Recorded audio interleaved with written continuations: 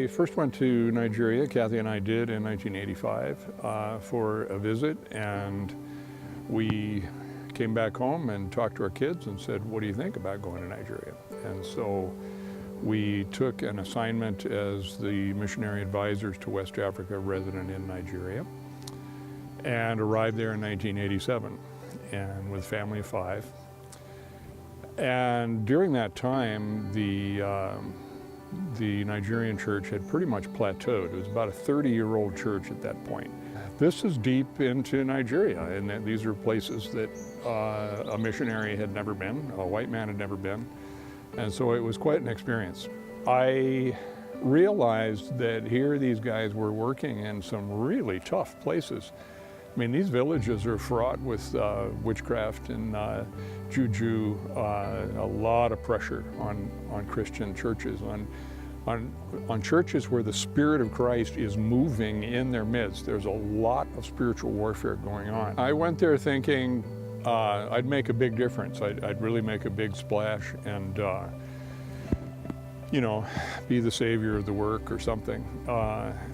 I thought I would make a big difference, and I really didn't. I didn't see any difference at all. And after a period of years, it took me 2.5 years to visit probably 300-400 villages. None of these are on maps. I mean, it's dirt roads, really some tough travel. Always had dysentery, often had malaria, dehydration. So I mean, it was a tough assignment. But I've laughed over the years that people say, well, what did you do when you were in Nigeria? I said, okay, you really want to know? I drove around and I'd meet pastors and sit under a tree and eat bananas and talk about Jesus. I mean, that's what I do. And that doesn't sell newsletters very well. I mean, that doesn't raise funds. People aren't too interested in that. But that's basically what I did. And you look at, okay, what happened over 5 years' time? And what did I do? And what do I have to show for it?